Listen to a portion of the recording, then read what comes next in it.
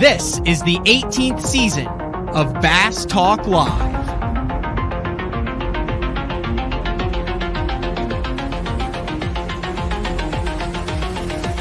With your host, Matt Pangrath.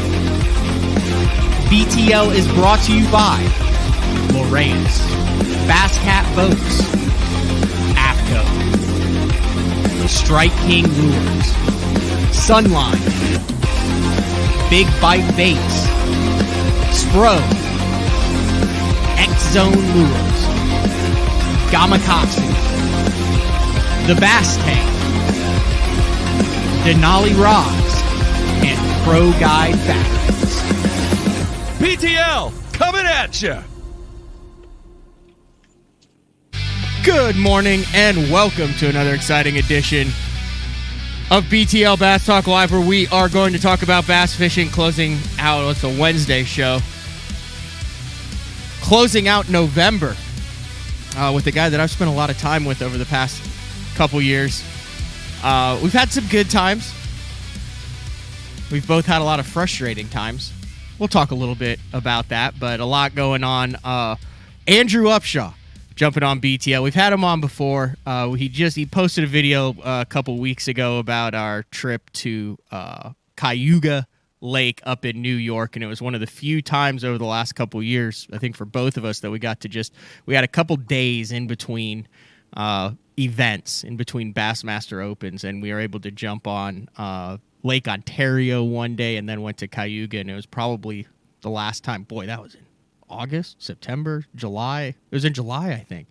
But that was like the last time that I got to go out and just fun fish, actually, with nothing on the line, just having a good time. So Andrew has a lot going on in his world. He had a live stream yesterday with Todd and Brad and announced some big plans moving forward for his 2023 season. Well, I guess it's all on the water, but a lot of business stuff going on too. So we will get to Andrew. I do want to have some updates with the holidays coming up. I spent a lot of time on the phone yesterday, actually working on the new BTL apparel launch. I've had a lot of requests recently for people who are like, hey, how can I get some BTL merchandise? And that link has been dead for about 6 months, but on basszone.com, that link is now live, and there's also some stock right now. The new pieces will be updated within the next couple weeks. We'll talk with Uncle Frank tomorrow. He's got a couple signature series loaded to the cork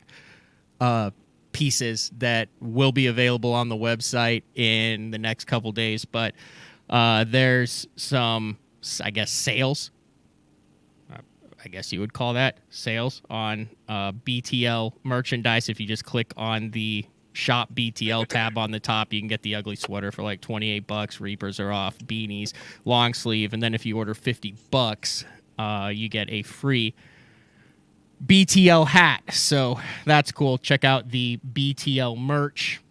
Also going on, so over the last couple years, and specifically this year, during the shows, when we talk about lures, when we talk about patterns, when we talk about things that are going on, I'll pull up baits and websites of baits, and I said, man, I would like to partner with a company or an online tackle retailer where you can actually dive more into these baits and what's available in colors and that. So I've been talking with Omnia Fishing. They're a northern company up north, omniafishing.com, probably for 8 or 9 months now.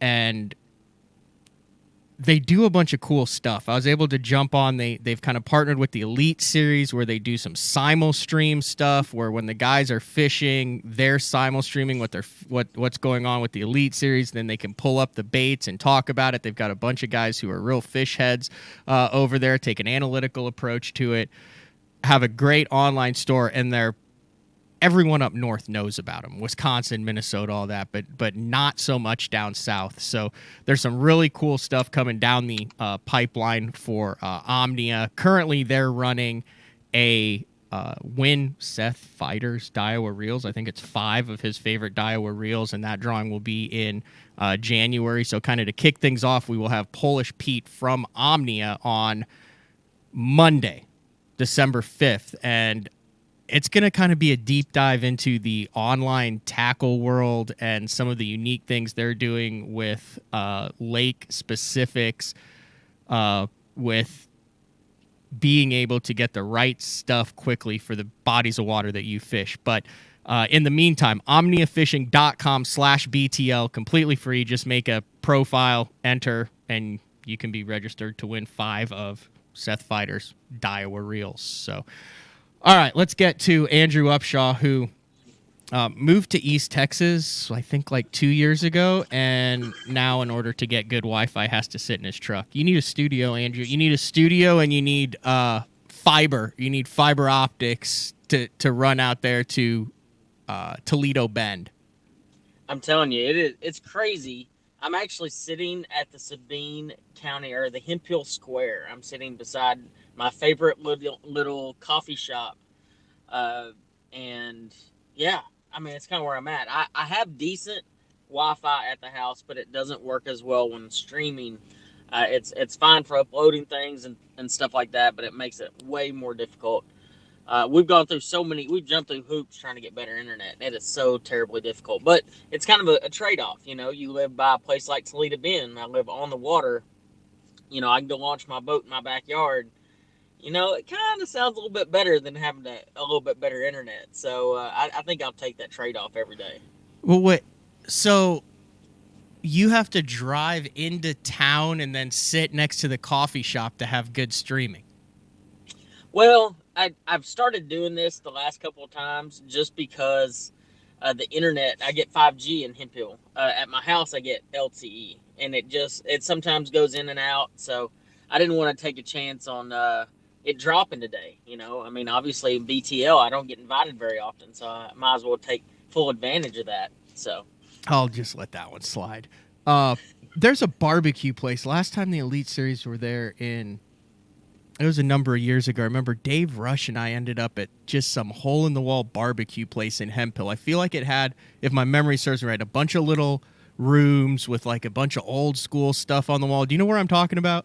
yeah, it's called Hemp Hill Barbecue. It's like 1.5 miles from my house. Is that still there? Is that still legit? Oh yeah, and it has the best barbecue. I get a baked potato there at least once a week, unfortunately. So I don't know why that came across my mind, but I just remember when you mentioned that. Like, we drove into Hemp Hill, we were looking for something to eat. It's not that big of a joint to start with. And you know, I mean, Hemp Hill doesn't have very many restaurants, and we just got a Subway a few years ago. But we have a really good Mexican restaurant. We got a really good barbecue restaurant.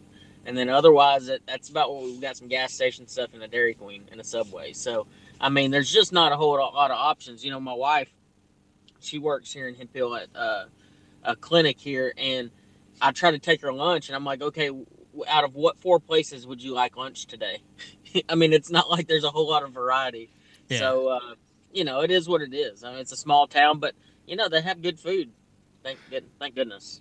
I've been disappointed with Subway. They a couple years ago discontinued my favorite was the footlong seafood sensation.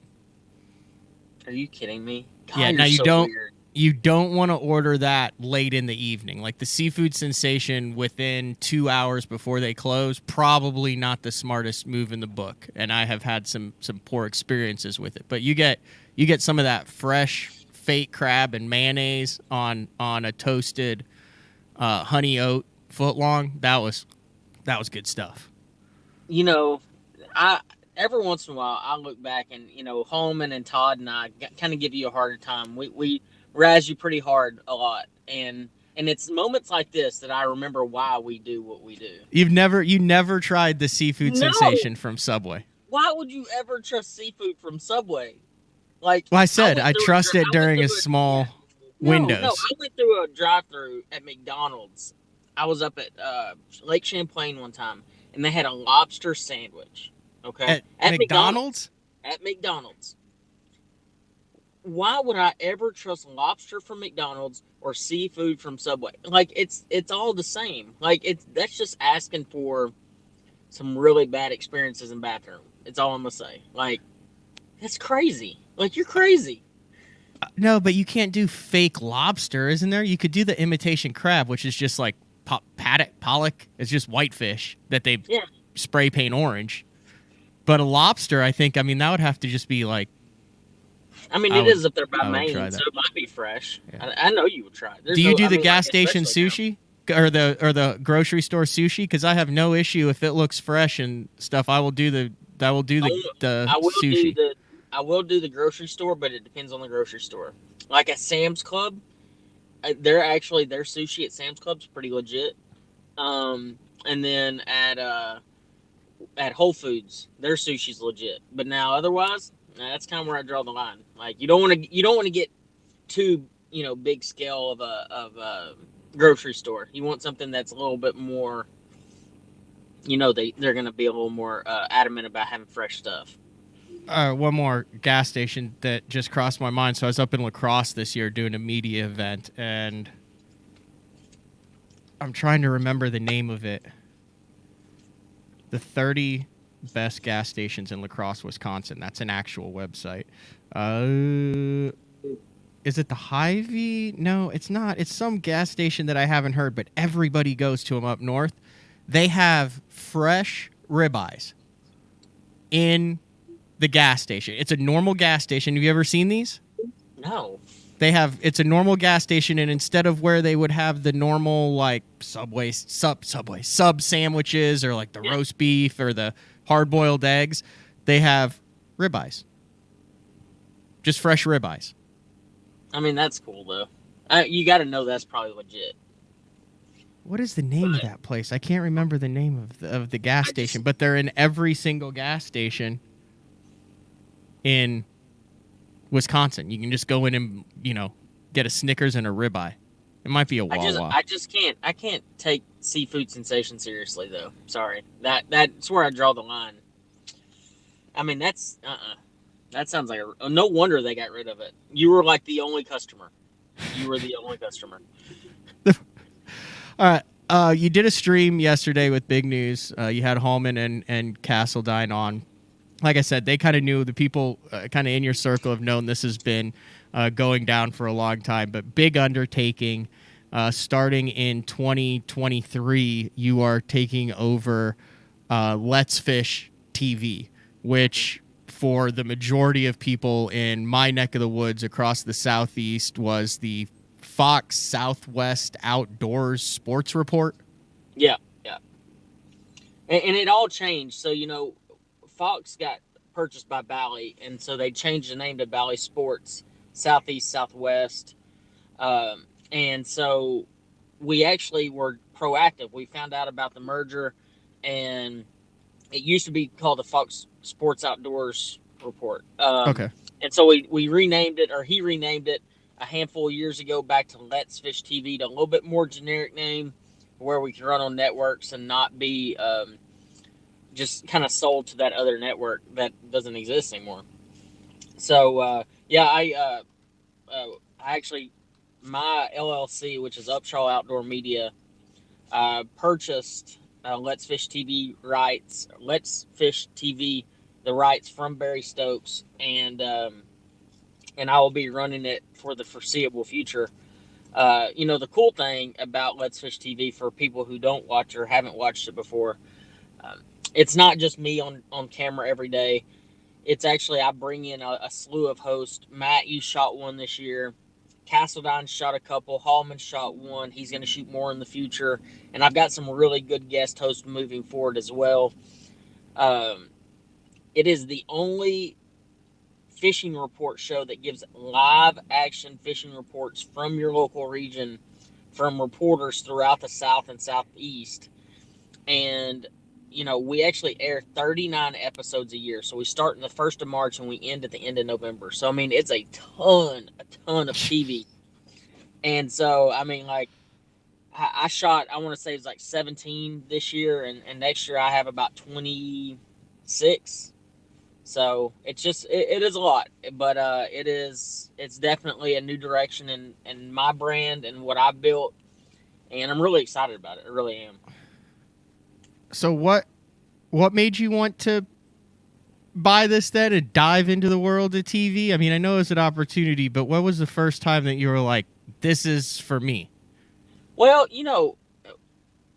kind of to back up, I left FLW in 2019 with, I was coming off a couple wins that year. It was like one of the best years I'd ever had in professional fishing. Mm-hmm. I say one of the best. It was the best year I'd ever had in professional fishing.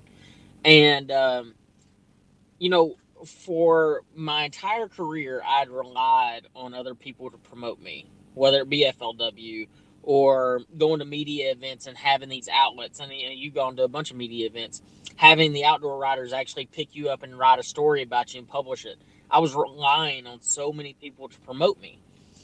And after rooming with Scott Martin during the 2019 season, I realized just how ignorant I was, and how, that's not really the way that you should go about it. You shouldn't wait for something to happen. You got to make it happen. And so when I left, we started a YouTube channel. All of us, me, Todd, Hallman, and we really started working together. And I was working with Scott some too. And we, over the years, have built these YouTube platforms, and we've become so self-sufficient with uh, promoting ourselves that we didn't have to really rely on anybody else. Like, we didn't have to go and have FLW at the time shared or Bass shared, or we just did it on our own, and it was successful.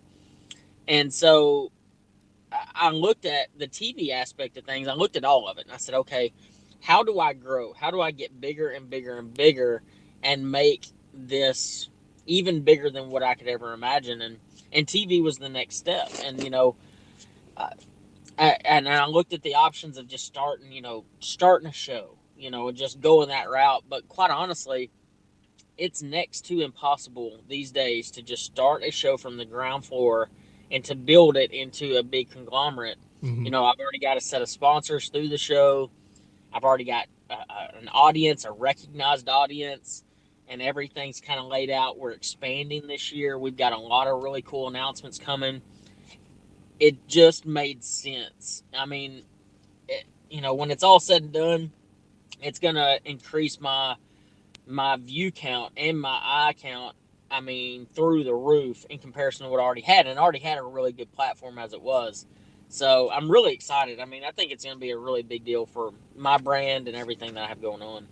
You split the shows this year with Barry Stokes, who's like a legend kind of in this area. Like, everyone knows who Barry Stokes is. I remember seeing him. He's got like 19 different jerseys that he always wears, and then he's always catching like cool stuff. He's always in the lakes catching cool stuff. When I moved here, watched those shows religiously, but then it's all you next year. Then it's not going to be more of a split, and you're going to have, obviously, I filmed the show. We can talk about that later because it's the most stressed out I've ever been. And I was glad to hear during your live stream that Todd feels the same way too. I called you after I filmed it and was like, oh, yeah. Holy cow, this is no joke around. Yeah, it is. And Barry is obviously out. Mm-hmm. We had a partnership agreement to where this season we would split the shows in half and still outsource a handful of shows to guest host. And next year is on me. And I'm, I'm really looking forward to it. I think it's going to be a really good year. I've been working on the schedule of lakes, and that's the cool thing about it. It's all up to me to pick the schedule of lakes, when to go, and all that kind of stuff. And I've got some pretty cool places that I'm going to be going throughout the South. And I've got a few I've got a few specialty shows. And that was one big thing I wanted to do that Barry really didn't do very often, is do specialty shows that aren't in the South, that really highlight maybe a fishery or a type of fish. This year I did a show, or we had the show air from the Rio de Negro when I went peacock bass fishing with Scott Martin, and that show really did well, and people really enjoyed getting to see that. And so we're gonna have a few more of those this year, and I'm excited to showcase that as well. But overall, man, like, the whole experience has just been mind-numbing. It's just so much content, so much stuff going on, and yeah, I mean, and right there, he has a YouTube channel pulled up, and we post. So we have the episodes air for Southeast and Southwest, and for Valley, and we actually post them the following week for both sections. And the reason people are going to ask, oh, why do you post two episodes that are the same? Well, they're not necessarily the same because they each have different fishing reports. So if you're in the Southeast, you can get the fishing report from the Southeast, and if you're in the Southwest, like Texas, Oklahoma, Louisiana, you want to go to the Southwest version because that's the fishing report that's going to match you. So it all really depends on where you're at and what you're looking for. YouTube channel is just Let's Fish TV, all one word. So this is a 6 degrees of separation where it's a small world. I don't think I've ever told you this. So when I played hockey at OU, my left winger, my senior or junior year, my left winger was a big, tall Canadian named Kelly Forbes. Kelly then graduated OU, played minor leagues in the CHL for a year, and then became the video coach for the Dallas Stars. I believe he's still the video coach for the Dallas Stars. While he was there, he met his current wife, Julie Dobbs, who does all of your like lake reports and little intermittent segments throughout the Let's Fish TV shows. That's hilarious. Yeah, I haven't talked to Kelly in forever. That's awesome. Yeah, I was wondering where you were going with that because I mean I don't watch hockey. I mean I'm doing good to watch some of the soccer that's going on, but I'm not gonna lie, that soccer stuff that's going on is pretty freaking cool. Especially see. You think it's cool? Yeah, why not? You watch the World Cup? Heck yeah, dude. I just can't get into a 0-0 draw and a 1-0 game. But I mean, you got to remember, dude. Like that was a 0-0 game with England. Like we should have gotten demolished in that game, and we didn't. So, I think I'm not a huge soccer fan. My sister-in-law played soccer at Stephen F. Austin, so I've known all the soccer players at SFA for a long time, or at least the ones that when I went to school, and so I got into soccer a little bit, but not enough to even know who people are. But Kane played soccer a bunch when he was younger, and now he's kind of transitioned into football, the actual football that we play in the United States. And but yeah, it's you got to watch the World Cup, dude. That's kind of like I don't watch baseball, but I still watch some of the World Series. I don't watch the NBA, but I still watch the finals. You still got to watch the championship. Come on now. All right, that's fair enough. I will watch the soccer. I mean the hockey though. I just that's not a. I mean it's a Canadian sport. I'm not watching them. I'm not doing it. Okay. Have you had a freak out moment yet? Oh, about what? About everything you've got on your plate? Oh no, I have those like daily. So I say that because I speak from experience. There's one thing between working towards it all and then as it's actually happening. Do you have those moments where you're like, wow, there's not a safety net here? Like, I either do this or it fails. Oh no, I mean that's the reality of our sport. I mean we're relying on others to fund what we are doing, and when you're doing that, and it depends on your performance, how you're doing, and how many views you're getting, and stuff like that. It's a very stressful aspect. The nice thing about the TV side of things, I've literally been in negotiations and doing this entire deal for about a year and a half. So it's been. At least it's been leveled out. I kind of know what to expect. I have a year under my truth be told, I got about a year under my belt working the show and understanding the processes. And so I don't have as many freakouts now, but like I'm literally like what you were talking about earlier in the pregame was, you're on the phone all afternoon trying to get things done. I'm literally on the phone every day or on my email or doing something every single day, all day long, into the night. There's just not a break time. People ask me like, I've had people ask me, what are your hours? How do you work? I'm like, all day, every day. If I get a text or an email at midnight, I respond to it. If I get a message at 2:30 in the morning and I see it, I respond to it. And the reality is I never stop working. I try to outwork everybody, and I think that's what is valuable. Actually, I was watching. I don't get a whole lot of time to watch TV, but I was watching the Shaq documentary last night, I've been wanting to watch that. Dude, it is amazing. And now there's only one episode on there, but there's some really strong quotes in there about working hard and where he came from and how he developed as an athlete, and the whole philosophy aspect of outworking other people. And if you work hard enough and only you can give it your best. If you give it your best every single day, good things, and God will bless you, and good things are going to come. No matter if they happen today or tomorrow or a year from now, if you give it your best every single day, good things are going to come. And I firmly believe that. Like, if I go out there and I bust my butt every single day, eventually it's all going to work out. So I just always believe that. Always will. It's Wednesday, November 30th, talking with TV host, classic qualifier, Toyota Series champ, FLW Tour champion, and current Bassmaster Opens angler, Andrew Upshaw. We're going to take our first break of the show, and when we come back, I want to talk about how that last part, Bassmaster Opens angler, fits into this equation moving forward in 2023. BTL on a Wednesday. We'll be back right after this. Your key to better fishing this season is Elite FS, now available at a new lower price. Get Elite FS9 today for $9.99, and we'll throw in a C-Map reveal chart, our premium mapping solution, for free. Elite FS works with all state-of-the-art Lowrance sonar, from chirp, side scan, and down scan imaging with fish reveal to high-resolution active target live sonar. Elite FS9 and C-Map reveal. Offer ends August 31st. The new Puma STS has been redesigned from the ground up. With the angler, design, function, and performance in mind, nothing on this new offering was compromised, and the only thing carried over from the previous version is the name. Based on the Soft Touch series hull that started with the flagship Jaguar, this new model is nimble and performs incredibly well at all speeds with either a 250 or 300 horsepower engine. Featuring a new 96-inch wide-body footprint, this hull measures out at 20 foot 7 inches in length. Industry-leading design coupled with tournament-winning performance. The Puma STS from Basscat. Feel the rush.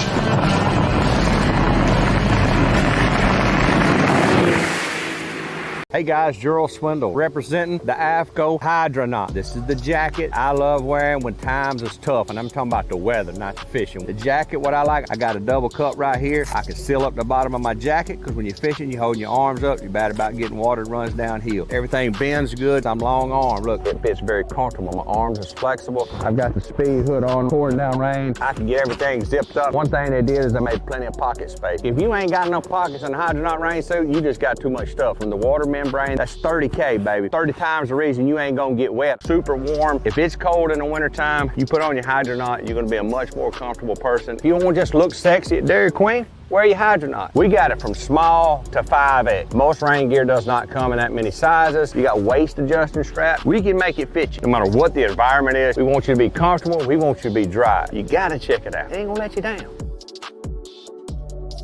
The KVD 100 jerkbait. 15 different colors. A perfect combination of roll, wiggle, and flash. Increased castability. 3D eyes. Premium black nickel hooks. KVD. Tie one on. Striking lures. Elite Series Pro Daryl Gleason here. My Pro Guide batteries keep me going on those long tournament days and long practice days. Always plenty of juice, never fail. The best part about Pro Guide batteries, it's the people behind the company. They have over 40 years experience in the battery business, keeping all of us fishermen out on the water longer, catching more fish. Check them out at ProGuideBatteries.com. What's up, Bass Talk Live fans? Brandon Polnick here. And ever since I won a couple Bassmaster Elite Series events on X-Zone Lures, I've been getting a bunch of questions of what makes them so special and different. And really, the truth is, it's in the details. The little details, things like no cheap fillers in their plastic. That gives you more lifelike action, more realistic and vibrant colors. But don't just take my word for it. Go to www.xzonelures.com and check them out for yourself. Have you considered purchasing new electronics for your rig? The type of mounts you choose to protect your investment should be part of the decision-making process. No matter if you prefer 1, 2, or 3 graphs up front, Beatdown Outdoors has a solution for you. Adjustable, versatile, rigid, and made in the USA. What's your ultimate electronics setup? Check out the full selection of Beatdown Outdoors products by visiting beatdownoutdoors.com. All right, welcome back. BTL on a Wednesday, talking with Andrew Upshaw and his recent acquisition of Let's Fish TV. What channel will that be on now? Did you say that in the first? And when will the new season start airing where you can turn on the TV and watch you? It'll be March 2nd will be the first episode. And it will be Valley Sports Southwest, Valley Sports Southeast, and Sportsman's Channel. Yeah. And Waypoint TV, among all the other streaming platforms. It was crazy watching you this past year. Obviously, you left the FLW tour on top. You had a career year in 2019 with the Toyota Series Championship and a recent FLW tour win, approached $200,000 in earnings. I mean, that's just off the top of my head, right? Yeah, I mean, it was, and I had a great year on top of that. I mean, I think I cashed like 5 of 6 checks that year on FLW, with a couple top 20s and a win. I mean, it was just a really great year, no doubt about it. And then along with Brad and a number of other anglers opted to go to the Opens then the following year, and we just saw what Brad just did, which is awesome. We had a little get together for him here. Michael Strauns from Lucky Lure Tackle there in OKC. If you're ever driving through OKC and want to check out a cool little tackle store, it's like in a strip mall and stuff. You're like, yeah, there's no way there's a tackle store in here. No, it is, and they carry good stuff.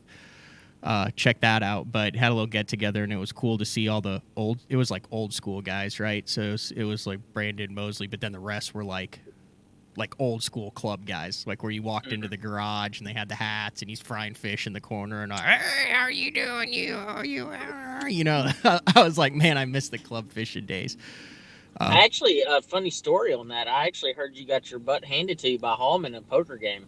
Hallman won the salt in that wound a little bit. Hallman won the poker match, which was awesome. He was running around the room holler, and this is how happy he was. This was probably at like 2 a.m. I don't know if you could see this. I'm going to show it. Oh my there's gosh. his winning cards. There's the cash. There's all the poker chips. I mean, Hallman is just having a time right there. But anyway, I digress. Went back to where you've been grinding it out in the Opens. You've come close before. Not the year you wanted or that I wanted. I guess if you're in the Opens and you don't win one or make it, then it's not a good year. I agree completely. Yeah. That's the litmus test for success. You either win one and make the Classic, or you make the Elite Series, or you have to figure out what you did wrong and retry it. But now you've got a lot more on your plate. In this past year, you would show up and practice, and then there'd be like an off day, and you'd be like, I got to go film a show. You're getting a cameraman together. You're going to different fisheries. You're taking the time. And I wasn't exactly sure what all you were doing. I mean, I knew that you were filming this TV show, but after having shot an episode with the cameraman and then talking with you and knowing what you're doing, holy cow, dude, like how were you able to focus on fishing? And in reality, because I'm kind of going through the same thing with BTL a little bit, do you think that impacted some of your results this year on the Opens? No, I mean, truth be told, like I've been in the industry for a long time. Before this, I ran social media for Dahlham PR, which we had like Gene LaRue, Bobby Garland, Luz, and then I was hired by Luz directly, and I worked with Luz for a while, and then I did Luz and Strike King social networks. So I mean, I've always carried a full-time job throughout FLW. Like 2019, I had a full-time job. I was working with Strike King and Luz, running their social media accounts. And I've always done that, you know.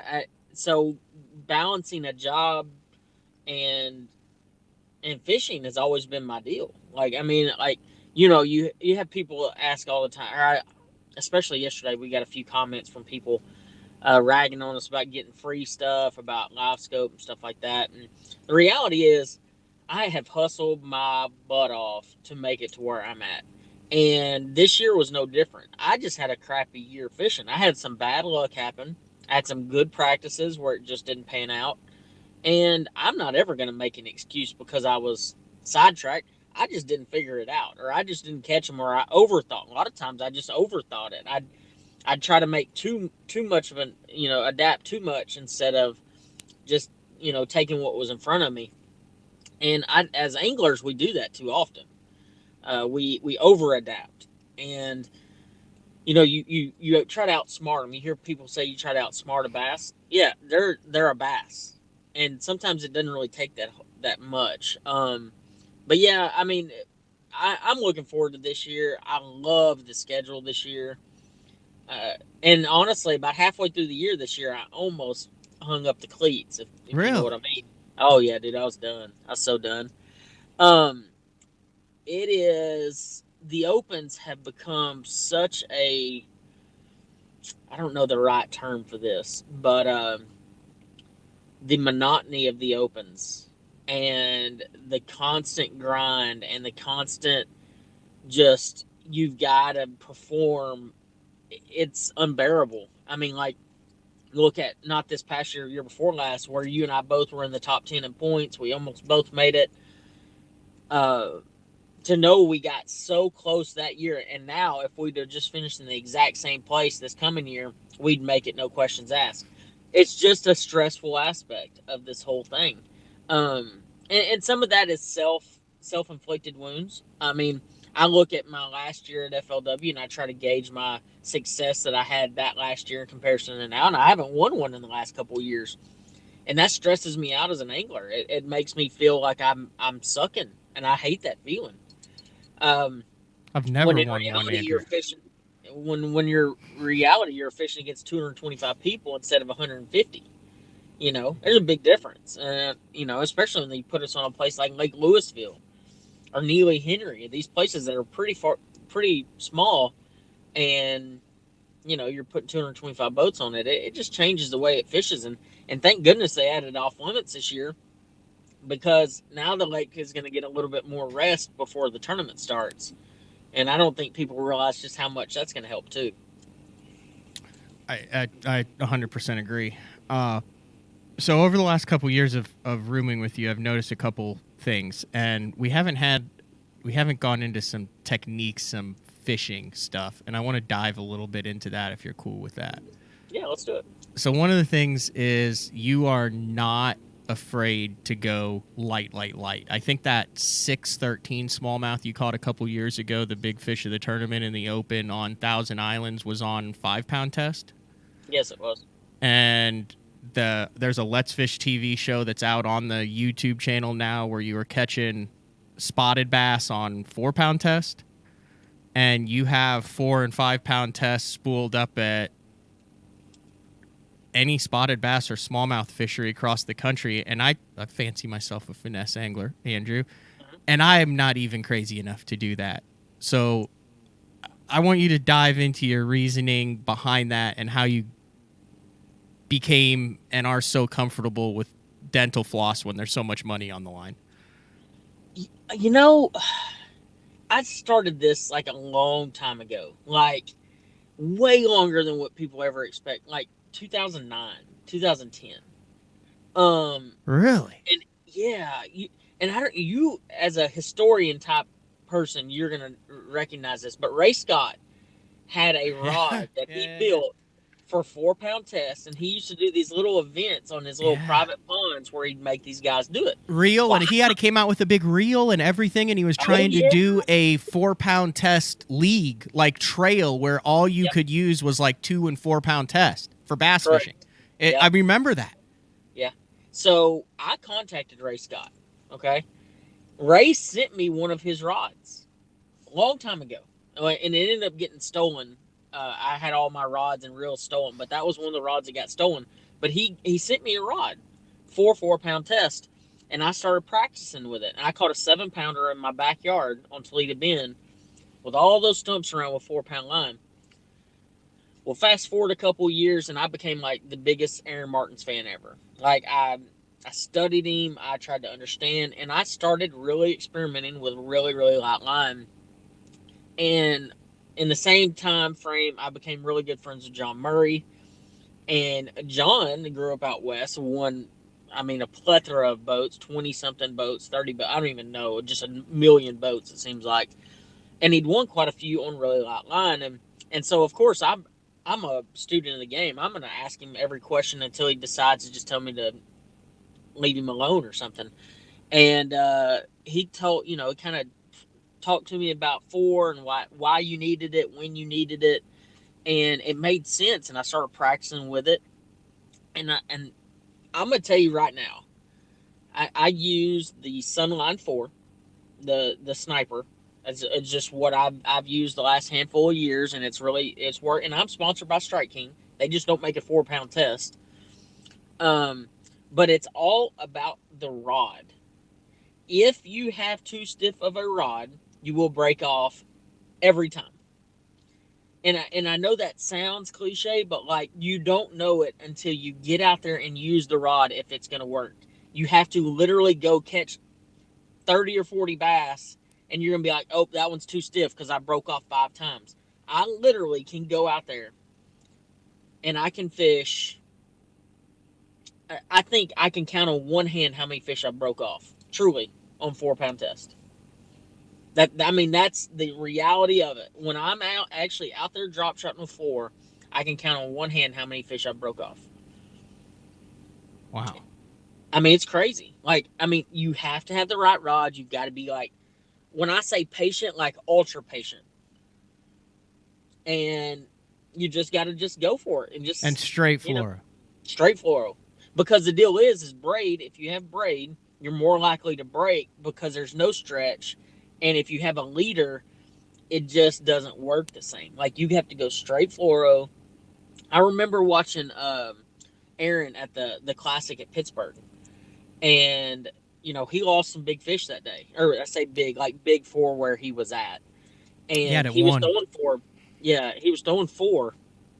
And he just had some really bad luck stuff happen, and that's just how it goes sometimes. But, I fished 4-pound line at Hartwell this year at the Bassmaster Open, and it worked for me.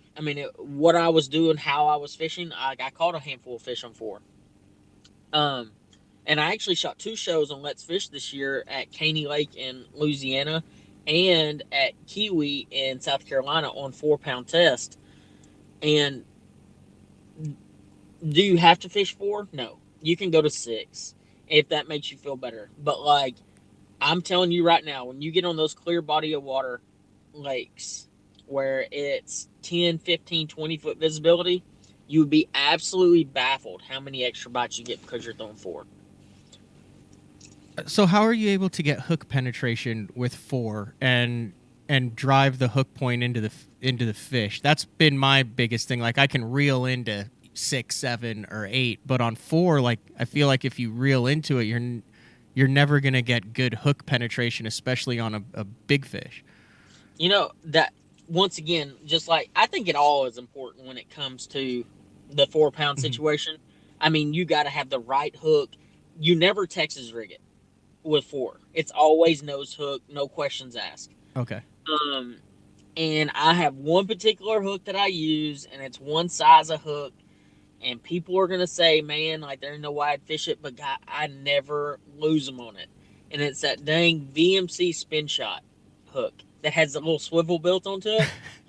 Yeah. I know, it's silly, but it has a little swivel built onto it, and it's a size 4 hook.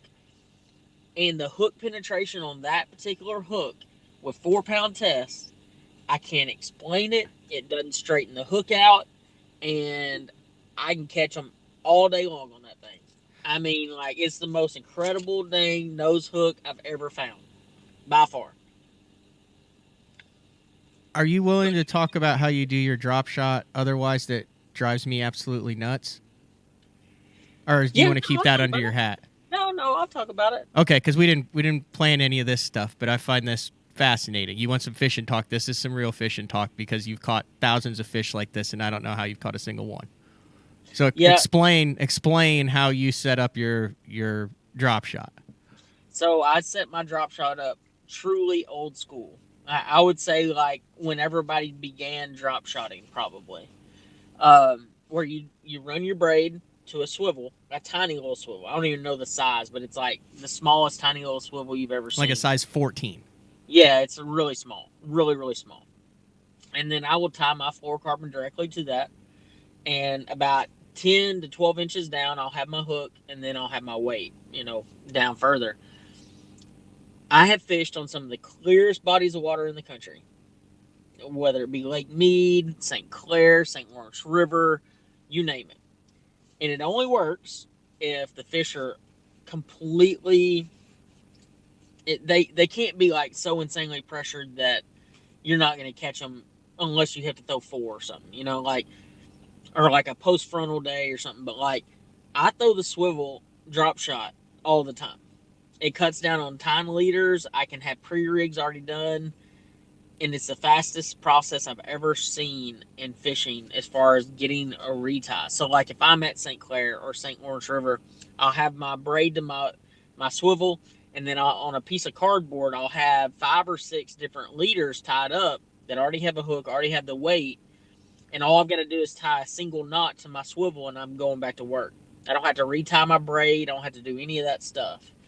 And I just started doing that, and it just makes, efficiency-wise, it makes a lot of sense. I mean, Matt, you've been in situations like at St. Lawrence River where you're drifting, and if you're sitting there trying to re-rig, it might take you 5 minutes to re-rig. When you're tying a uni to uni or an FG knot, you're not tying any knots. You have a knot that goes from braid to swivel, and then a knot that goes from your swivel to your leader. But your entire, you have like 2.5 feet of fluorocarbon, and that's it. Yep. The rest of it's like straight braid. Yep. And I've honestly never seen I've never not caught them. I mean, like, the insinuating circumstance that I had at St. Lawrence that year is I decided to fish the U.S. side in that tournament when Canada was open, and the U.S. side had been getting throttled for the last 2 years because of COVID. And I saw it as an opportunity to get more bites with going down to 5-pound test. And it worked. I mean, golly, man, like, you talk about the opportunities there. I did break off 2 that final day, and I had an almost 7-pounder, and I broke off 2 in the 6-pound range, and I lost a couple others. You think that was your fault, or was it stuff outside of your control? One of them was my fault. I had put it on the wrong rod because I was trying to get fancy with it. And I was like, screw that. I got to go back to my rod. And I went back to my rod, and I hooked a really giant one, and it jumped. You know how you'd hook them and they come straight up. Yep. And it went straight back down, and I'm already opening the spool as soon as he hits the top of the water, and he goes down. And there's so many zebra mussels there that it went down to the bottom, and it just kept swimming along the bottom. And I swear it was doing like a tuna. It was like sideways under the water, and it got me, rubbed me up against some zebra mussels and snapped me off. But just some bad luck stuff. I mean, just how it goes. But yeah, it's crazy. I found a press release from 2003 from Ray Scott Outdoors. This is cool. If, as a bass fisherman, you're spending too much time between bites, Ray Scott, the founder of Bass Angler Sportsman Society, has an answer to your problems. You'll get more bites on light lines, swears Scott. Increased fishing pressure has made black bass more hook shy of artificial lures on heavy lines. This is in 2003. So 13, this is 20 years ago, Andrew. Ironically, Scott, who built the popularity of bass fishing with his BASS organization, its over 600,000 dedicated bass angler membership, sees too many fishermen chasing too fewer fish as the reason, and using whale rope-sized line is the culprit. Scott believes downsize your line, the smaller the better, and more difficult for bass to see, and light line makes lure action more natural. Scott is behind a campaign to, quote, put the sport back into sport fishing. He thinks such a move will recharge interest in bass fishing and perhaps reverse the decline in fishing overall. I'm convinced the next bass fishing trend will be sport tackle and putting more excitement into fishing, continues Scott, who is developing a sport tackle system for fishing with 4-pound test light line. This is a cool press release. It talks about the whole thing. The bottom line points out, Scott, lightweight increases sensitivity and you'll feel more bites. It talks about how the spinning reel is the rod is only 2.3 ounces, 7-footer, the taper, the reel, the oversized reel to be able to hold more line for a better drag. That's really cool stuff. So that's what got you into the light line, was that Ray Scott stuff. Yeah, and actually it could have been in like early 2000s, like 2005, 2006. I'm telling I started light line about as early as you could start with it. I just enjoyed it. I thought it was more fun. I thought it really added a different element to fishing. You know, like when you hook let's just say for instance, when you hook a 5-pounder and you're throwing 20-pound line and a flipping stick, I mean, it's fun for about 20 seconds, you know, if that, and you get it in the boat and you're like, the adrenaline's gone. But if you hook a 5-pounder on 4-pound test, you want to talk about stress. That's some stress. You want your heart's jumping out of your chest. You add that into the aspect of like a tournament. Oh my God, it is different level. I promise you. I'm trying to think, has anyone ever won an event on 4-pound test? I know guys have used it, but has there ever been a major event won on 4-pound test line? Like to where it was the deal? Not to my knowledge. I mean, a bunch have been won on 6 and 5. I actually think there's been more won on 5 than what people realize. Yeah. But I think 5 and 6, there's been quite a few. 4 is that's a sketchy line, man. Like, you know, we actually talked about it in the live show yesterday. You know, our conversation with Castledine the day before the Open on Rayburn. And, you know, you talk about it's really hard to win drop shotting with a spinning rod on Rayburn for 3 days. Oh, you guys talked about that again yesterday? Oh, yeah. Yeah, we done all of it. And so we talk about this deal, and, you know, and it's hard to win on 3 days because bad luck. The more chances you have, the more likely bad luck is going to happen. Well, 4-pound line is no different. It might work one day, and you might just light up the world one day. And then the next day, if you have some bad luck, and it doesn't take a lot of bad luck. Let's just say like 2 fish lost. Like that could be the difference between you winning and even getting the top 10. I mean, it's just if I'm dropping down to 4, dude, it's bad. Like it's bad. I want to be careful. I want to tiptoe around this, but there's a point in here that I want to get. So I don't know if you talked about this, but the certain angler that we ran into up in New York who talked about another angler. No, yeah. Did you go into that at all? No. Okay, we'll leave it at this. This was mind-blowing to me, and this kind of opened my eyes to a lot of things. There is an angler who qualified for the Bassmaster. He will be fishing in the Bassmaster Elite Series in 2023, in part to the fact that he used 3-pound test line in the Bassmaster Opens. Yep. Like listen, 1, 2, 3. 3-pound test line in the Bassmaster Opens. And qualified. Fairly religiously. Like, not like, hey, look, I got 3-pound test tied on. Like, it was part of his arsenal. Yep. It's pretty remarkable, actually. I don't think I've ever even seen 3-pound test line. I've seen it, but I'm gonna tell you that 4 is sketchy for me. I can't imagine 3. Do you think we see it on live this year at some point? Yeah, absolutely. 3. Especially smallmouth fisheries, no question. Dude, is that where we're going with this, Andrew? In the next couple years, forward-facing sonar, pressured fisheries, they're always, I mean, Clearwater, are we going to 3, 4, 5, 6-pound test line? Making a comeback, because it seemed really popular at first to drop shot with 6.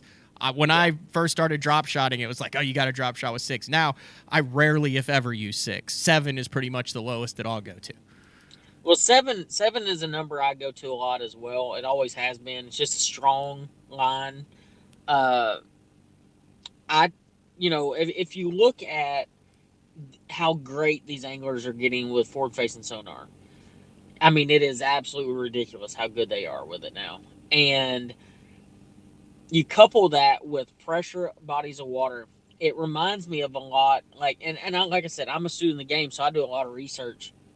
Lake Biwa in Japan is a place that finesse fishing is an everyday thing. Of 3, 4, 5 pound line is big line is 5 pound line there, and I'm worried that the more these fish get pressured, if you want to catch the really big ones on a bad day, and I'm just saying on a bad day, because on a good day, it don't matter what you throw, where you throw. If you're meant to catch them, you're going to catch them. That's just the reality of it. And we both had those days where every single spot you pull up to, you catch them. But I do think we are getting closer to that more so than what people realize. I like, for instance, said angler that we talked to up north was fishing in the same general area as Matt and I, and was getting like 40 to 50 bites a day in said area. And whereas he and I were getting about 3 to 5 bites a day in that area. Yeah. And I'm serious, like 3 to 5 bites. And other anglers getting 30 to 40 and catching 20 pounds a day. So, yeah, I absolutely, when it comes to pressured fish, people can make fun of you all day long, but I promise you, if you get out there right now is actually the best time to learn anyway. Mm-hmm. You get out there right now with some 4-pound line, you get you 3 or 4 different spinning rods, you experiment with it, you will be shocked, absolutely baffled how great the fishing can be with 4-pound line. And the fun aspect of it. I could go to Rayburn today, pick up a drop shot with 4-pound test, even Rayburn, and I promise you I could catch close to 100 bass right now. And I hadn't been on the lake since the open. But no questions asked, I could go catch 100 bass on 4-pound line. And if I went and did it with like 7 or 8, I might catch like 30. It's remarkable just how many extra bites you get. One more question on this, and we'll put a bow on this topic. Do you start with 5 and then work your way up until you get fewer bites, or do you start with 10 or 12 and then work your way down if you're not getting bit? Honestly, I start with like 7. Okay, so you start right in the middle. I just start in the middle. And it's all watercolor issue for me. I mean, if the watercolor is stained or like where you have 1 to 2 foot of visibility, I don't really care. I mean, I'll throw 7 and you're going to get just as many bites for the most part. And Ray's right. I will say this. The article that you mentioned earlier, it gives your bait a different action. I swear on everything. When I'm drop shotting 4, most of the time I'm just holding my rod still because in the water, my bait is constantly doing this on 4. And in the water with 8, it's doing this. It has so much more natural movement because that line doesn't catch the water. It just is different. Like it's different. And I just catch a lot of bass. I mean, it's ridiculous how many bass I catch. Jim would like to know what knot you're using with the 4-pound test line. I just use my standard. I want to say it even might be the trilene knot. I mean, just you do the wrap through. Yeah. Really? Yeah, I've always done it. I figured it out for fluorocarbon. You can't let it cross. If it does this, if you look at your knot and it's this cross fingers like you're doing lucky fingers. Yep. If it does, you need to see cross hatching. It's the same on the Palomar. You need to be able to see 2 one way and 2 the other way. And if it doesn't look clean, cut it off and retie it. I will retie a fluorocarbon. So everyone says you break knots on fluorocarbon. Yeah. I've had tons of talks with guys about this, and they all do that San Diego thing where you twist it and you have 3 tag ends and all that. I mean, whatever works for you works. But my biggest thing, if you're breaking off fluorocarbon, check your guides to make sure don't have a nick in one of your ceramic guides. But 2, your knots, whether you're throwing a trilene or a Palomar, and I throw a Palomar, cross hatching. You want everything to be laying on top of each other, and you will not break off fish. That won't be the causation of your break-offs, at least. Yep. I mean, if you break off, it might just be, they got it wrong, or you hit a fin, because a fin will break your 4-pound line. A fin will break it if your hook point hits it. I mean, there's little stuff like that people don't realize that'll actually break your line with 4. It just, everything has to go right. The cool thing about 4, though, and that hook is when you pin them, it's like the hook actually like flattens out in their mouth, and it like pins it weird. So like it lays the hook in there, and I don't ever lose them. It's the weirdest thing I've ever. I think seen. is it because you can't generate enough power to drive it through, so it kind of goes in and skin hooks them, and then it doesn't give enough to pull through that skin. Correct, and it just stays like wedged in the skin, and it's like it doesn't move. It doesn't, like a hook. If you drive it in, it'll still wiggle. These hooks don't wiggle. It just like pins it in there, and then it's good to go. Like you don't. I mean, it's wild. It's absolutely wild. It's weird to me that you'll go down to 4, but then the hook you'll have extra hardware on the hook. I know, it's weird. I know. I That's like counterproductive. I like the swivel aspect of it. So it's the same process of me using the swivel above my hook on my regular drop shot. It reduces line twist, and when you're throwing straight fluorocarbon, I have seen, especially on that particular rig, if I'm throwing 4-pound line with a nose hooked worm, just reeling it in will cause so much line twist that you're having to let it out all day long, like 5 or 6 different times. You don't have to do it at all. Like I'll go days without letting my line out and flattening it out. I remember shooting pictures of Aaron Martins on one of the Blueback lakes when they went out there one year, and I was with Harold Allen, and Harold was just dumbfounded. He's like, "Is this guy ever gonna frickin' fish?" And Aaron was in the middle of the day re-spooling fluorocarbon onto spinning reels because you know how he was as far as everything had to be, and he had the line twist, and he just didn't like it, so he sat sitting down in the middle of the day, floated up against a dock and re-spooled like 3 complete spinning rods of straight fluoro in like 20 minutes. Oh, yeah. I mean, it takes a while. I mean, when you start talking about taking line off and how small the diameter is on 4 and how much line a reel can actually hold, it's crazy.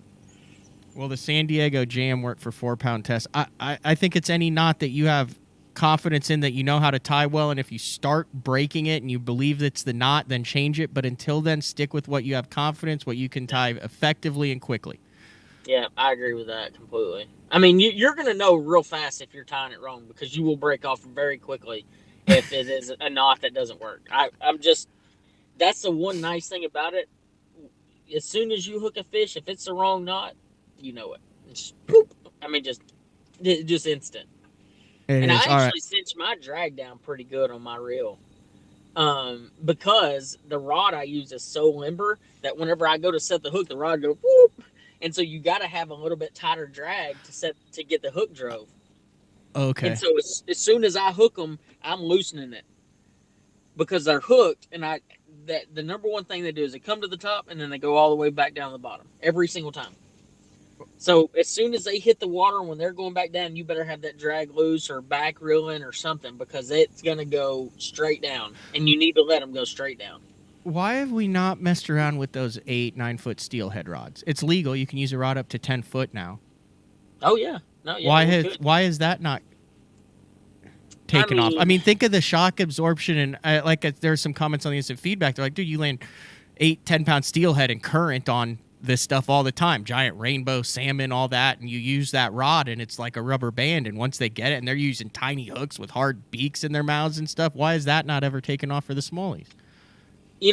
So often when I'm using 4-pound, I'm dropping straight down, and it's a close quarters game for me. I'm not making real long casts, because I'm gonna tell you right now, with the rod I'm throwing, long cast is not what you want. Like short to medium cast or straight under the boat is what you need, and I mean it's absolutely necessary.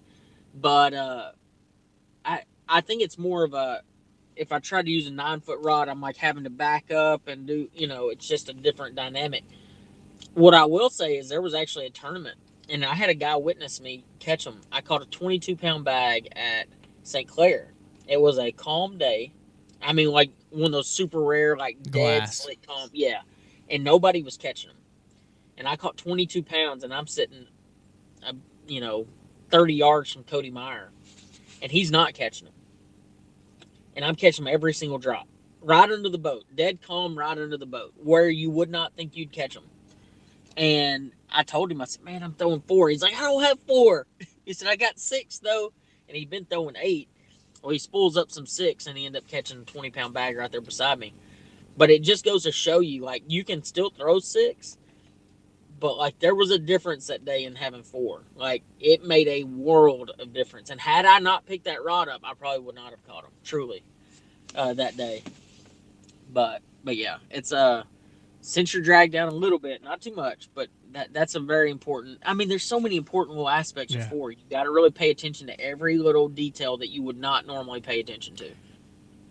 If you're going to spend money on it, obviously you have to have the right rod, but the drag on your reel is what you pay for in a spinning reel. Yeah, I agree with that. I use a Lew's Hyper Mag, the new Lew's Hyper Mag spinning reel. I got 1 of them last year. Is all I got. They sent me 1, and I use on my 4-pound rod. Yeah, it has a great drag, and I haven't, I've been really impressed with it. Before that, I was using a Custom Pro. Honestly, the Lew's spinning reels have really come night and day where they were.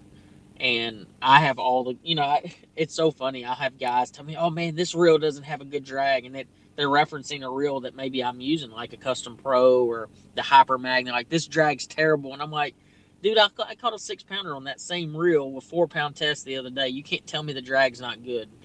Like, we have this expectation that a $129 reel retail should have the same drag system as a $400 Shimano, and that's an unrealistic expectation. And as fishermen, we got to get away from that. You good for one more segment? Yeah, for sure. All right, because I want to talk about. So you made that sound complex but simple. Like, you made it sound simple. Like, hey, here's how you can do it. Now, I've traveled with you, and I know your tackle and rod and reel selection is anything but simple. Yeah. So I want to talk about that, because I feel like a lot of anglers struggle with that as well. I've seen you have 29 rods on your front deck, each with a different thing. And I counted them, and I looked you in the eye and said, you realize how ridiculous. This is the night before the tournament. I'm like, what are you doing with these? You're like, I'm strapped. I'm ready to go. I said, this is ridiculous. You realize how ridiculous this is, right? And you just laughed, but that's what you had. You had 29 rods on your front deck. Remember that? I do remember that. And I remember that very well. And I think I threw every single one of them that day, actually. Okay. I want to talk about whether you think that helps you in some cases, it hurts you in some cases, and how you can be efficient with that many options. Okay. All right, BTL, take our final break of the show. We'll be back right after this with Andrew Upshaw. Are you looking to install your own fishing electronics? Well, the Bass Tank is here to help you. The solution is the Bass Tank Power Harness. It takes the guesswork out of installation. No more voltage issues or interference. Designed by an engineer so that you can get professional results right there in your own garage. Installation done right with the help of the Bass Tank Power Harness. You can feel confident knowing that your installation was done right. The Bass Tank Power Harness. Give us a call or order yours today at thebasstank.com.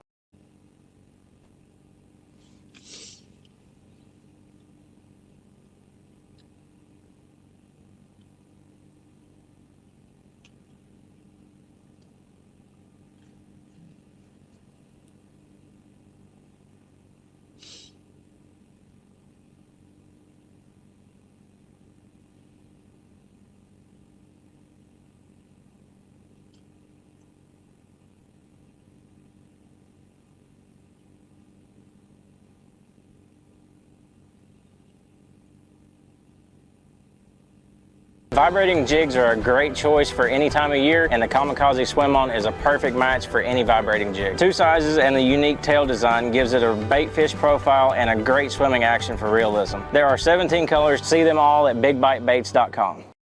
The Spro Little John crankbait has been around for almost 15 years, and it is one of my go-to crankbaits whenever I need a fish in the boat, so you can never have enough new colors. That's why Spro's coming out with a handful of new colors, including Pearl Shad, which has this bleached out white look, but it's got this pearlescent, really, really pretty.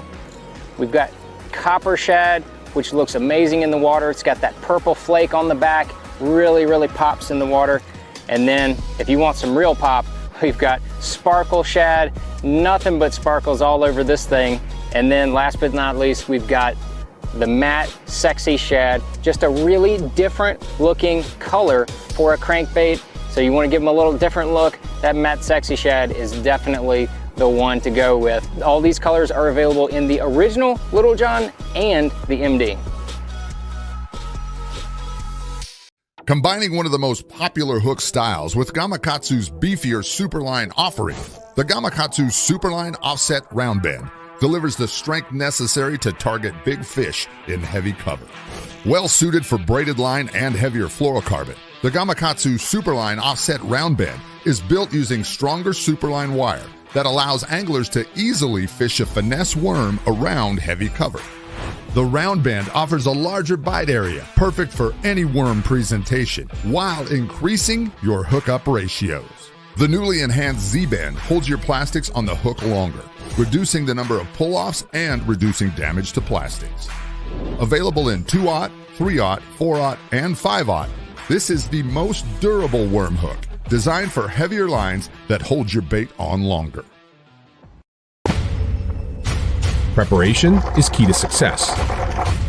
And that preparation starts well before you ever hit the water. You're only as strong as your connection to the fish, and your line is that critical connection.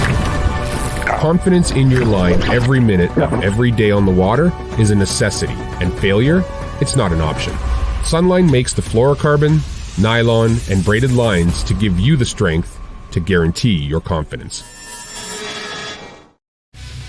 All right, welcome back to BTL with Andrew Upshaw. And if you're watching this, it's a good day today, Andrew, because I think I've identified the faulty commercial that sometimes runs and sometimes doesn't. Like I've been watching for the last 3 shows, and occasionally there'll be a 28-second gap where it's just me staring at the screen. And I kept thinking, how am I missing my mark to hit the next commercial block? Well, I wasn't, so I've been watching it on a following screen, and then I believe I've identified. Let me know in the instant feedback if the Denali commercial, the Michael Neal 38 million module graphite titanium 24 gold plated handled rod commercial didn't run. That's the one that I need to cull, re-upload, and get it out. It's always something, man. It never is flawless. 100%. But then when I've watched it, it's worked flawlessly. But then so apparently we were just sitting there for 28 seconds just staring at the screen. I was. At one point it like popped up and I was like, oh my God, I'm back on here, but you're not saying anything. I almost said something to you. Yeah, I don't know why. I have no idea why. Like I'm on top of things, and I've been trying to troubleshoot it the last couple of days. But every time I like run it in practice, it works. But I guess it didn't work during the show. But all right, want to wrap this up by talking more fishing tactics and tips. So as I have progressed in my open ventures, I feel like I have become more simplified in my approach. I give myself fewer options when I go to a fishery. And I don't think there's a right or a wrong way to go about this. But then I'll like mosey over to your vessel, and it's just a yard sale. And then you're like, yep, I'm done and rigged. And I'm like, well, what do you've got like 9 million things tied on. You've got like 6 spinning rods, 18 bait casters, giant swim baits, tiny crankbaits, everything all the time, it seems. Is that just a personality deal? I mean, you've done this. You've fished a lot. You've won a lot. Talk about how you make sense out of having so many different options for the majority of the tournaments that you fish. So it's really funny. I'll be on the phone with my wife before a tournament starts, like before takeoff or something. And I'll be like, oh, I've only got 10 rods on my deck. She's like, oh, it's going to be one of those kind of days.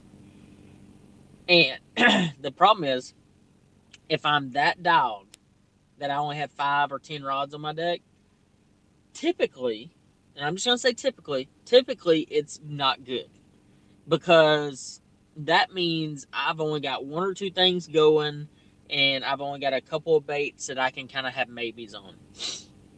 So when I have a day where I have like 28 rods on the deck or 20 rods on the deck, that means I've got a lot of stuff going.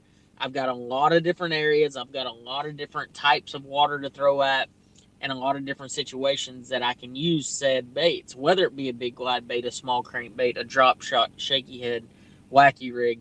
Because what I've learned in all the years that I've been doing this, I could keep those rods in the rod box, 100%.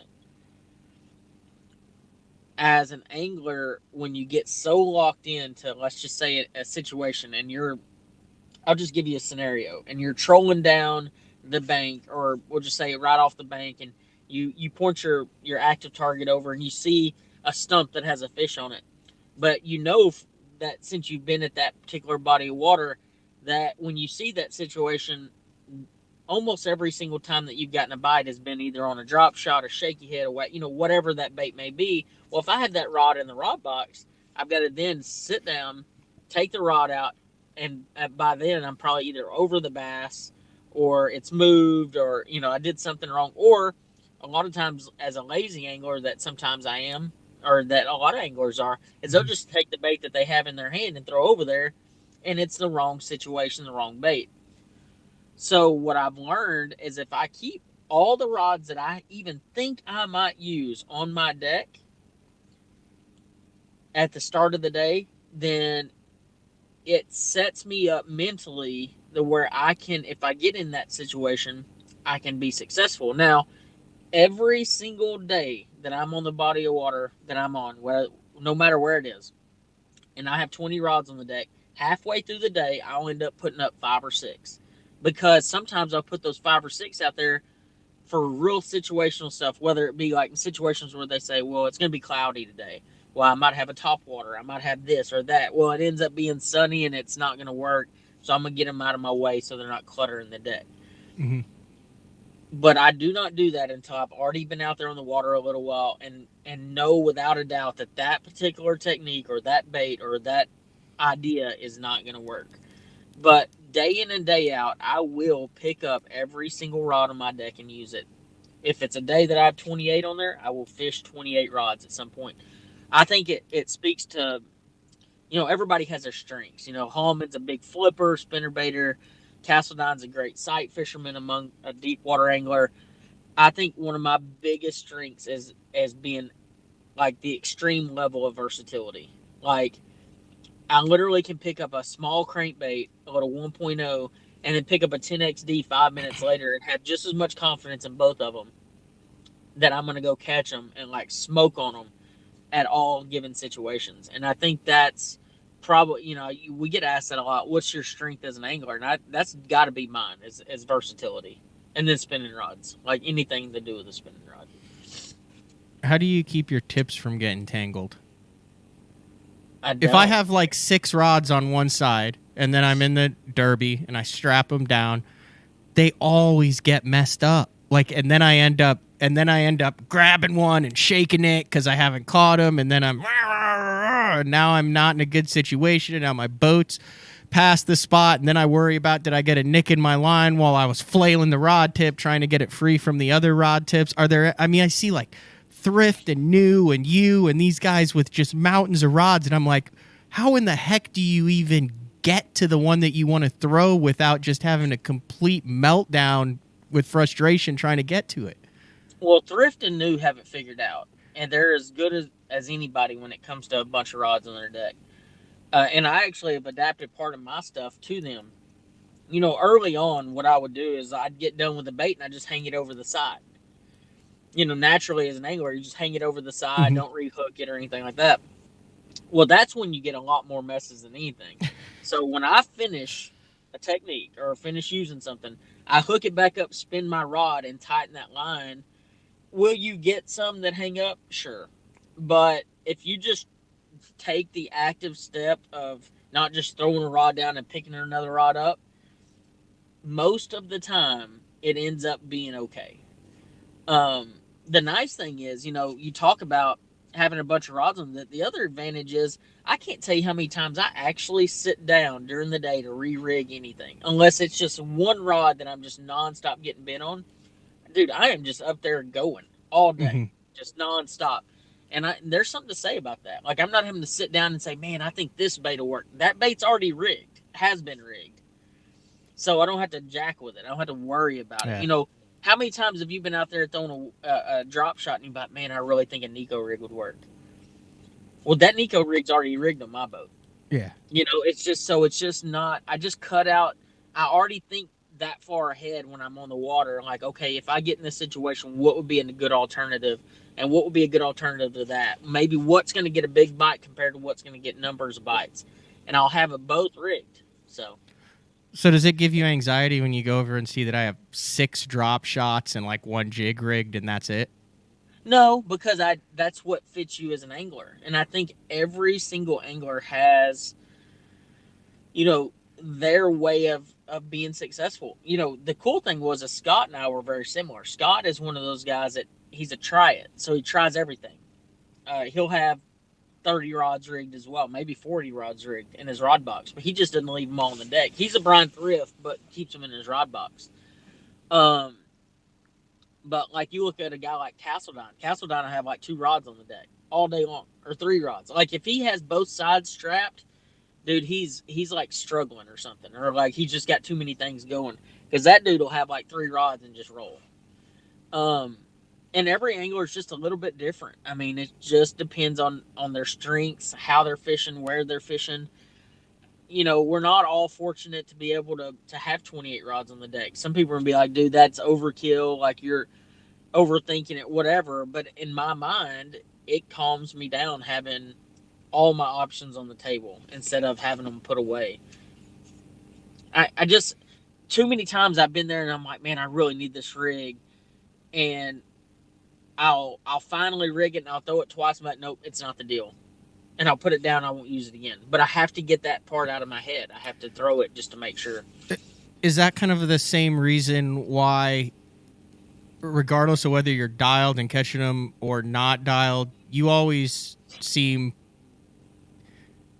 to have baits sent to the house or go buy baits beforehand? Is that just to try to ease your mind? Like, that yourself to where that's going to bug me on the water if it's not in the boat. 100%. And that's all it is. And that's a Scott thing. And I blame Scott 100% on that. Oh, really? Because like, let's say for instance, where we were at Chesapeake, I think, and we were talking about blue fleck power worms. I mean, it's a big bait there. Always has been a big bait there. For you, had you not found them, you'd have been like, oh, whatever, this will work. No big deal. In my mind, had I not found them, or had I not had them, I'd have had to order them, because I would have been thinking about it all day long on the first day of the tournament. Why the heck was I so lazy that I didn't go out of my way to get what I needed to fish that day? Like, I had my buddies hate on me a lot. Tackle Warehouse is on speed dial for me. But I feel more comfortable, more confident if I've got what I need, even if I don't use it, because there's been so many times that like and Scott talked about it the other day, and it makes so much sense. Like, I'll order, let's just say for instance, I order all these jigs for Oneida. Well, let's just say for instance, that's not really the thing there. But when I go to the St. Lawrence River, it becomes a thing, and I already got a plethora of them in my arsenal because I ordered them for Oneida. And that's kind of how I operate. It's like, just because I ordered it for there, I'm going to still probably use it at a couple of different places. And that's just how I've always operated, for sure.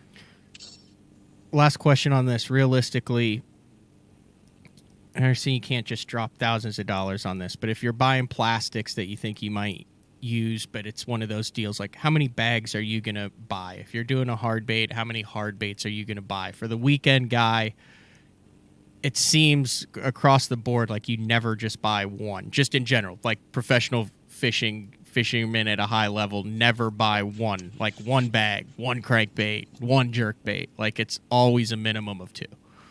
Well, on hard baits, I like to have 3. Unless it's a crazy, swim bait deal that's a one-off. Yeah, I mean, it's like 3 or 4, up to 6, but I don't typically go past 6. It just depends. Like, I was on a bite at Neely Henry one time, and I was catching them on a square bill, and I was catching them on one particular square bill, but I was breaking a couple square bills a week, so I was like, I'd break one off, or I'd break a bill, and like, I needed to have, I think I ordered like a dozen there, or 15, or because I was breaking off so many. So it depends on that situation. But plastics wise, you can get away with 2, but man, I have been like especially multi-day events. And if you really think you're going to make the cut, and if I'm fishing a tournament, I'm anticipating I'm by God making the cut.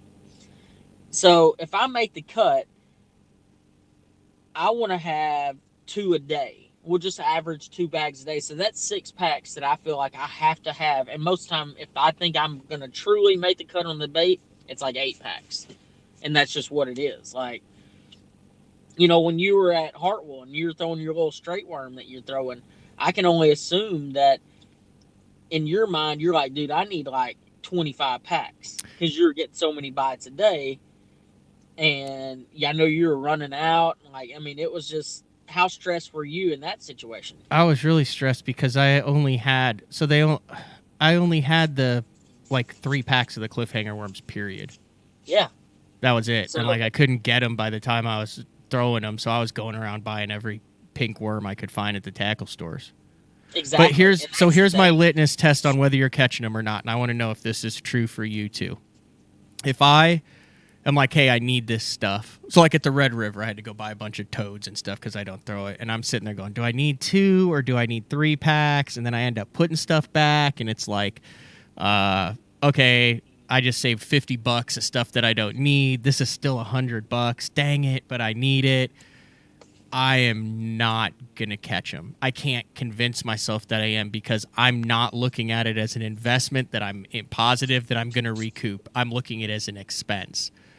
Mm-hmm. In the tournaments where I've caught them and top 10'd it, I'm like, I need 8 of those and 6 of those and 15 packs of these, or I'm calling Big Bite or whoever and saying send as many as you can, and it never crosses my mind that it's an expense that I'm not going to recoup because I'm looking at an investment into the tournament because I mentally have already prepared that I'm going to cash a check and that it's going to come out in the wash and I'll end up ahead and that I will make more money because of how prepared I am with it. Do you agree on that too?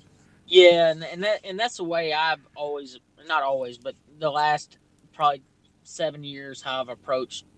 It's a business, man. Like we get in this argument a lot, not even just baits, like just equipment in general, whether it be fishing line, depth finders, and all that stuff. I've got a bunch of guys that tell me like, oh man, like you've got too much stuff, or you don't need this, or you don't need that. But in reality, if it works one time, it's going to pay for itself.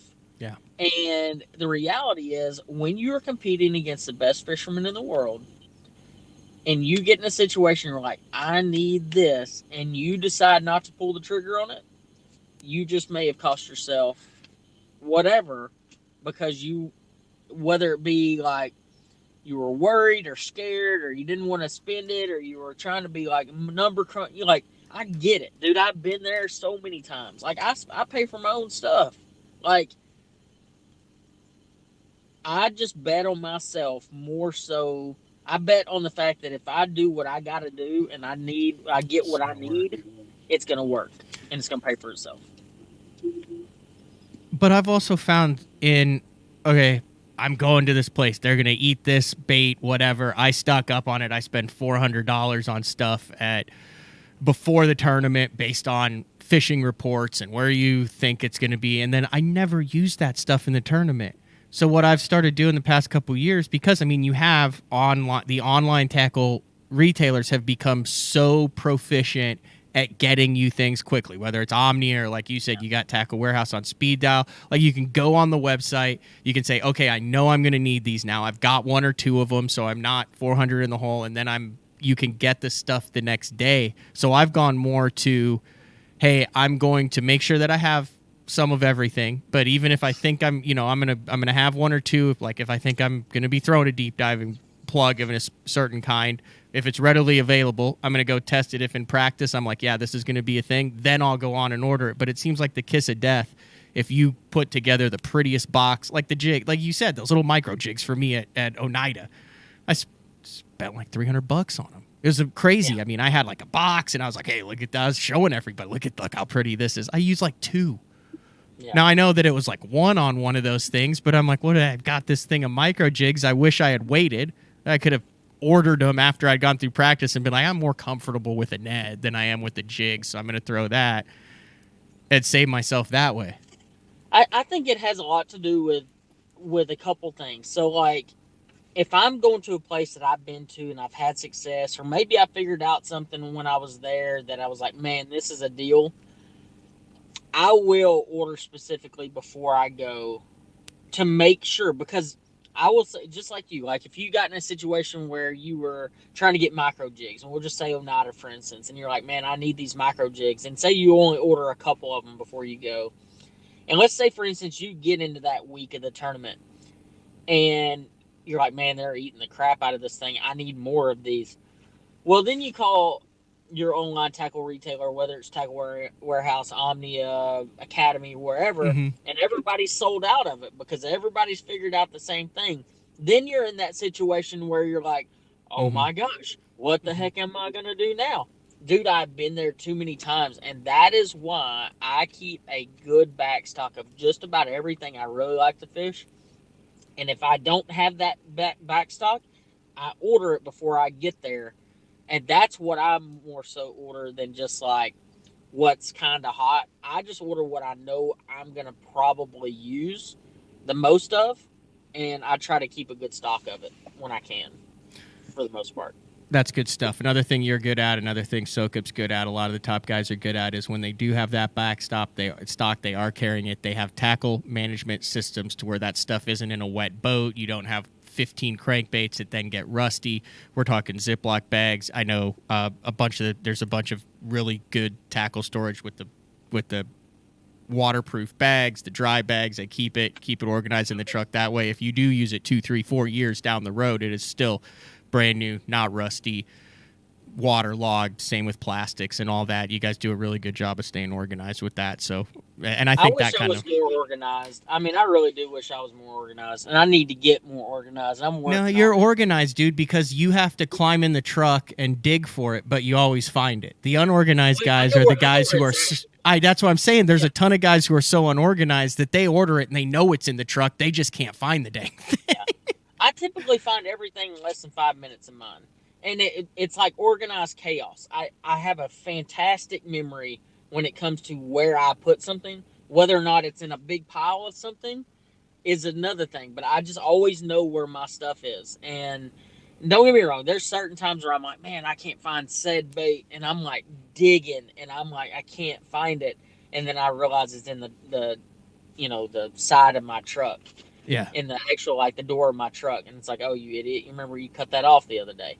But it's a way more specialty bait thing where I end up losing something. It's like I've got one literally of something that I'm trying to track down. But I will literally, when I get home between events, I'll get something in my mind. Let's just say I have a favorite Pop R. I might spend 6 hours trying to find one Pop R that I have in my mind. And I've done it, unfortunately. And like 6 hours trying to find one it's there somewhere.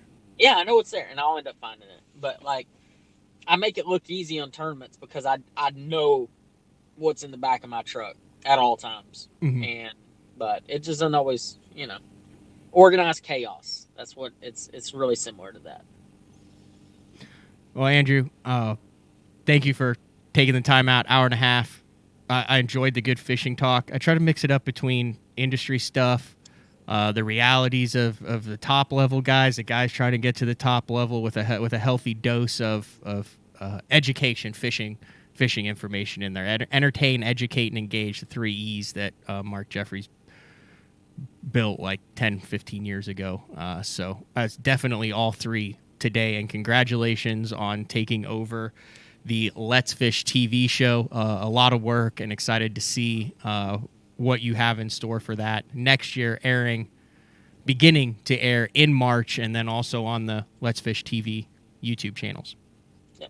I appreciate it, Matt, and I really, I don't know if I hadn't got to tell you on air because I hadn't been on your show, but congratulations on your acquisition of BTL and taking over, and you've done a great job. You've had Hallman on a lot, not me. Well, he lives right here. He lives here.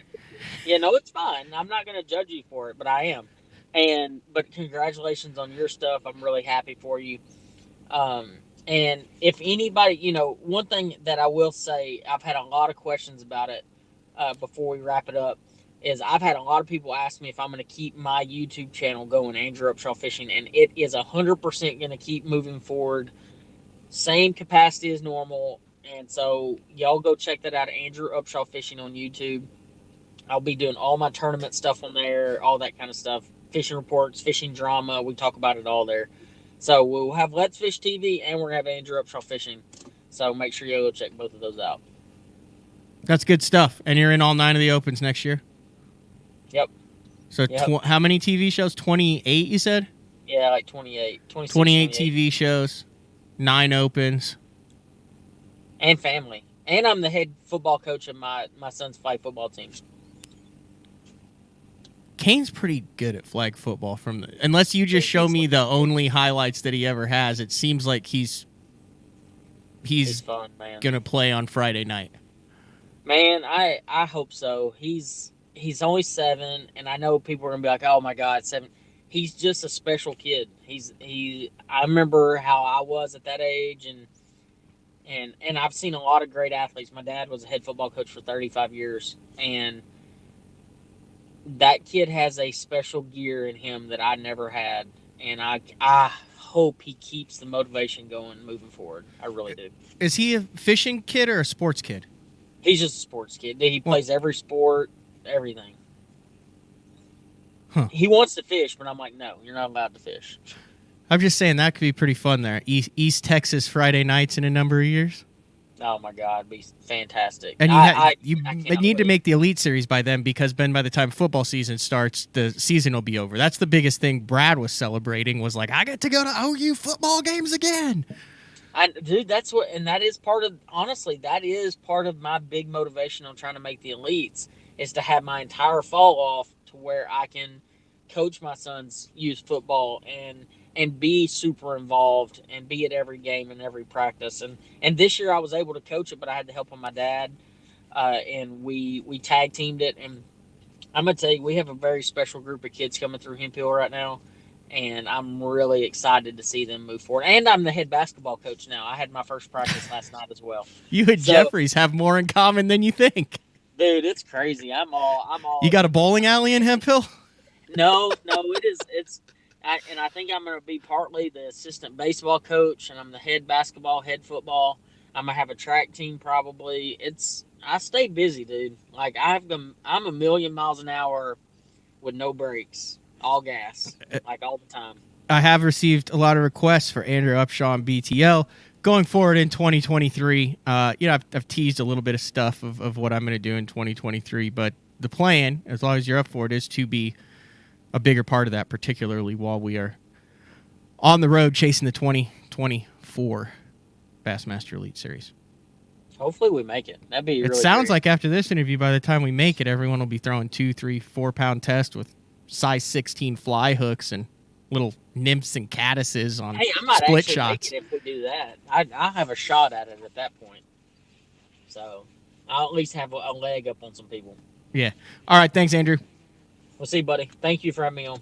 All right, that was Andrew Upshaw. Good stuff there. Wasn't planning on going into the fishing and the tackle that in depth, but really enjoyed that and learned a lot. And it is impressive how versatile Andrew is. He will have a 4-ounce glide bait on the front deck, and he will have a Strike King 1.0 on the front deck and everything in between. And as I get more comfortable in my decision making and my style of fishing, which I'm pretty sold on my confidence level, I find I can't dive into that side of it because it just makes me think too much. Like he is able to take options, rationalize it, and then make decisions off of the options.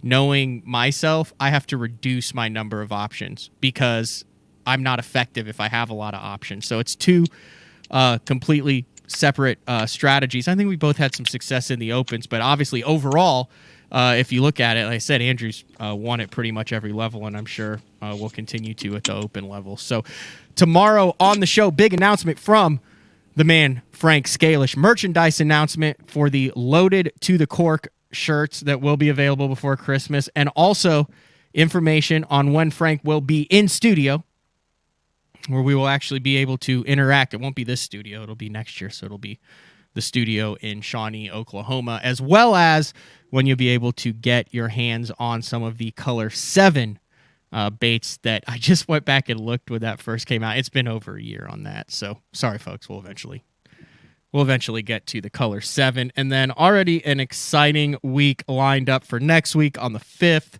The guys from Omnia will be on the show. Talk about the online tackle game. Polish Pete's going to jump on Monday. On Tuesday, longtime professional angler, been in the game for a long time. Bill McDonald is going to jump on and talk about some of the decisions that he's making heading into the 2023 season. And then we'll go from there. So big shout out to Andrew Upshaw. Like I said, make sure to go over Andrew Upshaw Fishing. He has a great variety of content over there. Don't forget, sign up for the Seth Fighter Reel contest, omniafishing.com/BTL. We'll go more into that on Monday because there's a whole deal. I did it. I went through the whole process. It takes about 45 seconds to a minute, but they do a whole bunch of different stuff over at Omnia. And that's what I'm interested to get in because I want to make sure everyone understands what it's all about. All right, this has been another edition of BTL Bass Talk Live on a Wednesday, day 4 tomorrow with the man Frank Scalish. We'll see you then.